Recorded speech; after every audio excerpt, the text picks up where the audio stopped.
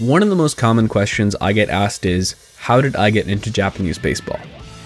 I'm not Japanese, hell, I'm not even Asian, and the only connection I have to the country is through 2 second cousins-in-law.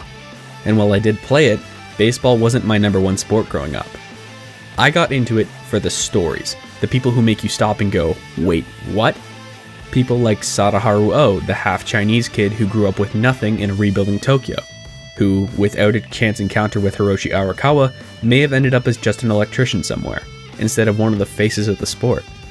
People like Randy Bass, the farm boy from Oklahoma who after a decade of bouncing up and down from the minors, became a legend for a team halfway across the world, before being screwed by that same team in what became a metaphor for the moral failings of bubble economy Japan.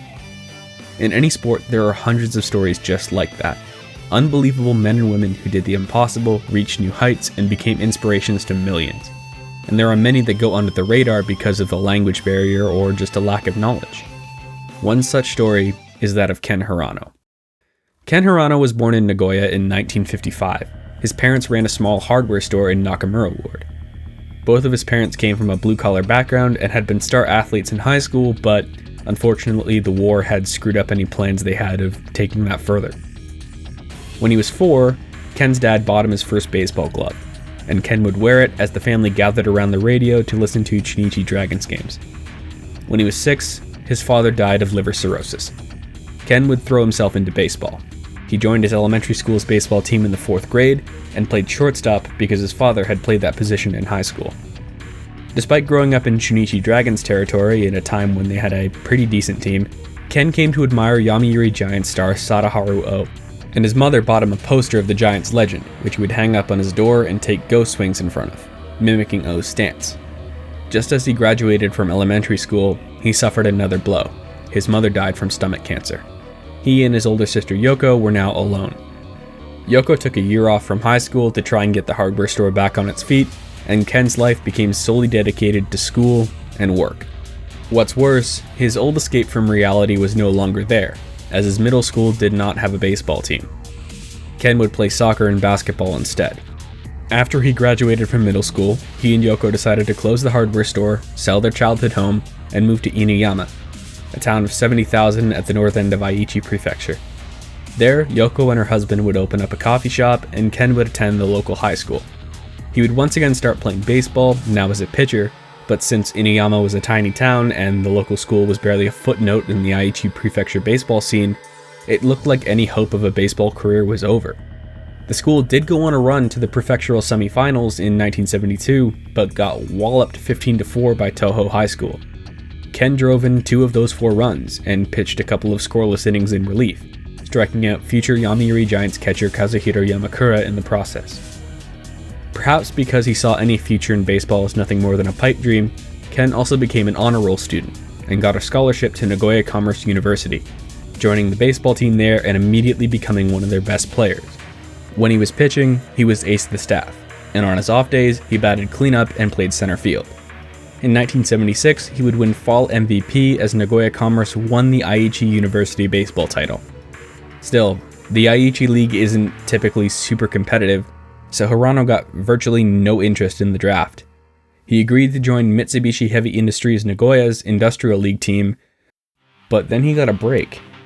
The Dragons had just had 3 of their 6 draft picks refuse to sign for them, so they held an invitational camp to try and fill those spots. Being a local university star, Dragons head scout Zenpei Yamazaki invited Hirano out, and he impressed the Dragons enough that they picked him up on an entry-level contract. He'd made it. But Mitsubishi Heavy Industries was not happy. They kicked up a stink about it with Nagoya Commerce University, and thanks to that, Hirano was expelled from NCU's baseball alumni club, and retroactively had his scholarship revoked, so most of his signing bonus went to paying his final year's tuition. This only hardened Hirano's resolve. He was going to make it. Hirano pitched through a lingering elbow injury in 1978, but his discomfort became noticeable enough that in 1979, his coaches recommended that he transfer to the outfield. In 1980, he decided to switch to batting right-handed in order to get out of the box faster. He was trying everything in his power to stay with the team, and lucky for him, there was a change in leadership. In 1981, Hirano knew he had to perform. It was the final year of his rookie contract, and the Dragons weren't going to renew it unless he made the big team and impressed while he was up there. This was his final shot. Lucky for him, the Dragons got a new manager, Sadao Kondo, and among the coaches Kondo brought in was his former teammate Jim Marshall, who'd played with the Dragons in the mid-60s. Kondo and Marshall seemed to realize something that their predecessors hadn't. Defense was important. See, while Hirano had been a slightly below-average hitter in the minors, it was clear to everyone he was a top-tier defender. Marshall believed that he could iron out his hitting issues on the fly, and while that was being ironed out, he could serve as a pinch runner and a defensive replacement for Charlie Spikes. Spikes flopped hard, but Hirano stayed on as the fourth outfielder, as by now his defense was seen as too valuable. After Ray Cozy was dropped at the end of the season, a spot in the outfield opened up for him, and for 1982, he was the Dragons' starting center fielder. He'd made it. In his first full season, Hirano slotted into the number 2 hole behind Ichiro's childhood hero, Yasushi Tao. Hirano laid down a record-setting 51 sacrifice bunts. Say what you will about the effectiveness or lack thereof of sack bunts in baseball, but the man knew his role. Play good defense, advance Tao, try and get hits when you can. Hirano would also pick up his first Gold Glove. Gold Gloves before the popularity of defensive metrics are not usually taken seriously, as they're based solely on the eye test, team performance, or, God forbid, fielding percentage. But in this case, the eye test was right. By defensive runs, Ken was the best defensive center fielder in NPB. The year before, there was a genuine possibility that his career was over. Now, he was the best defensive center fielder in the league, and manning the 8th spot for a pennant-winning team. However, the 1982 Japan series didn't go well for the Dragons.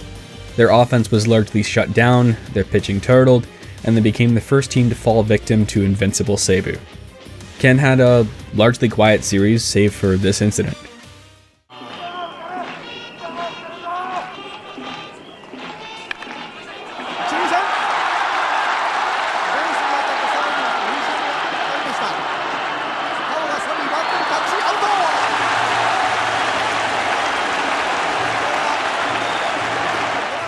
If that didn't describe the whole series, I don't know what does.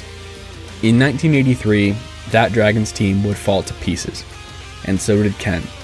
After changing his number from 57 to 3, he had the worst qualified hitting season of his career. And while he did hit a career-high 26 doubles and 7 home runs, 3 more than the previous season, he only put up a WRC plus of 68. His defense and base running regressed too, as his defense went from being the best in the league to the 4th best among CL center fielders. This was thanks in part to Kiyoyuki Nagashima having a god-tier defensive season. Like legit, it's the 2nd best defensive season a center fielder has ever put up. And it was the best until Hichiri Morimoto put up a better one in 2007. Ken would focus on putting the ball in play more often in 1984, striking out only 37 times all season, the lowest total of any full season he played. He also stole 30 bases, getting caught only 5 times. The Dragons flourished under new manager Kazuhiro Yamauchi. In fact, under the guidance of the man known as the hitting machine, the Dragons had the best offense in the league. However, it wasn't enough to counteract the elite starting rotation of the Hiroshima Carp, and the Dragons would finish 3 games back. Hirano was once again the best defensive center fielder in the CL, but the ripple effect of Nagashima's god-tier 1983 season meant that he would get the Gold Glove over Hirano. That offseason, Yasushi Tao would be traded to the Seibu Lions. An 11-year-old Ichiro is heartbroken, but now it's Ken Hirano's turn to bat leadoff, and he doesn't disappoint. Ken would bat .300 for the first time in his career and put up the first 700 OPS season of his career, setting a career high in RBI with 49. Finally, his offense was starting to catch up to his defense, even if it was only good for 87 WRC+. He'd also pick up his 2nd Gold Glove. Hirano's offense would regress slightly for 1986, but his defense would improve. The Dragons also decided to use Ken's legs again. He stole a career-high 48 bases, securing the only stolen base king award of his career. However, the effectiveness of this approach was questionable. He got caught 21 times. Still, Hirano would be named an All-Star for the first time in his career, and he'd win yet another Gold Glove. Despite the fact that he was really only slightly above average that season, Hirano was awarded a 40 million yen contract extension and was named the Dragons' union rep. A decade prior, Ken Hirano was pitching his heart out at Nagoya Commerce University, just trying to get any team to notice him. 5 years earlier, he was lucky enough to have his defense noticed by Kondo and Marshall. Now, he was an all-star, had 3 gold gloves under his belt, and was among the highest paid players on the team. He had also just started dating idol Kiyomi Hashimoto too. Things were finally coming together. Then, it looked like it might fall apart. In spring training in 1987, he hurt his calf and his Achilles. And on April 16th, an errant pitch from Carp ace Manabu Kitabepu fractured his pinky. This was enough to take him out until June. If that wasn't bad enough, he butted heads with his new manager, Senichi Hoshino.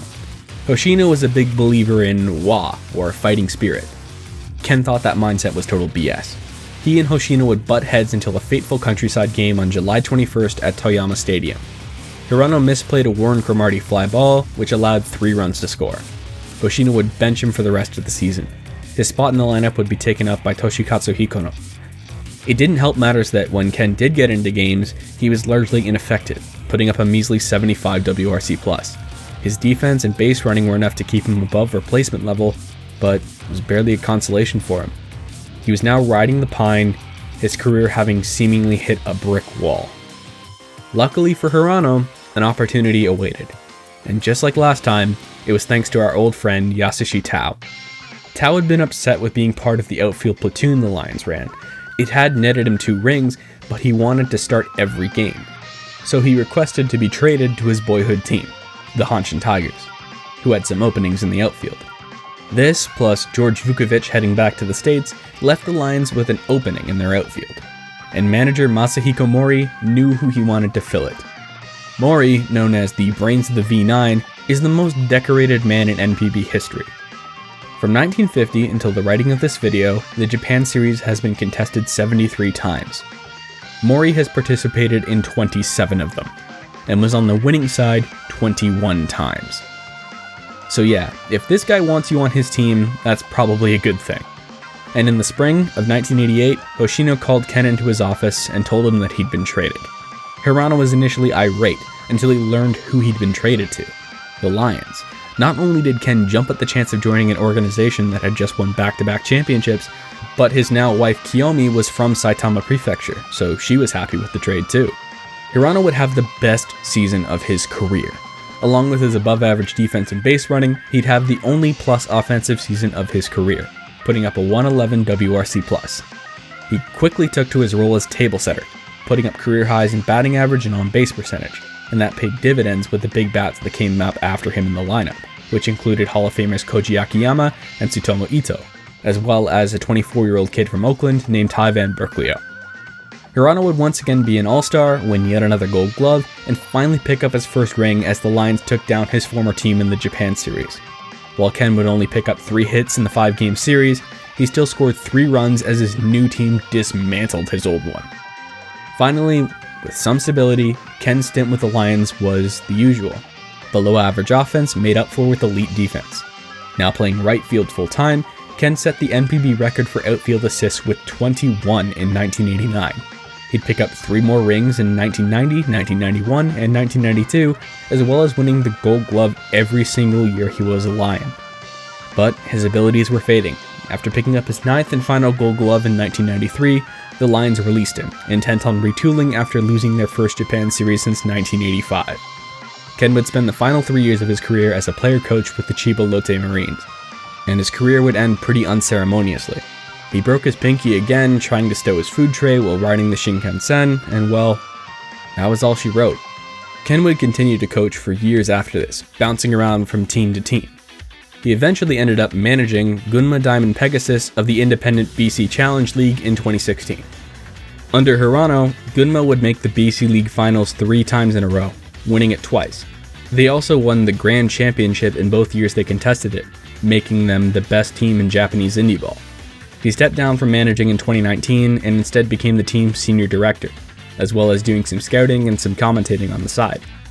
During the pandemic, he also started posting to YouTube. His channel will be linked in the description. If you speak Japanese, check him out. Ken also never forgot where he came from. Using his connections with Chunichi, he helped his sister Yoko pursue a career as a writer. Her autobiography about her youth, The Hirano Hardware Store Is My Home, was published in 1991. The book was adapted into a 6-episode miniseries which aired on NHK in 1996. Ken is played by Kenji Kohashi. His son Junya, born shortly after Ken was traded to the Lions, began acting in 2012. His filmography includes being the voice of Huey Campbell in the Japanese dub of The Boys. People like Ken Hirano remind us of the power of the human spirit. No matter how low you sink or how much life throws at you, you can achieve whatever you want as long as you apply yourself. Ken lost his parents, went undrafted twice, and walked on to his hometown team. Scratched and clawed until he made it. In the process, he won 9 Gold Gloves and 4 Japan Series rings, cementing his place in NPB history as one of the best defensive players of the 80s. Never give up. Quick shout out to my patrons Mentazmic, Juan Jose Sanchez Bracamontes, and Anthony Pang. Should you wish to join them, I'll link that in the description. With that being said, I've been Gaijin Baseball. Take care of yourself. Peace.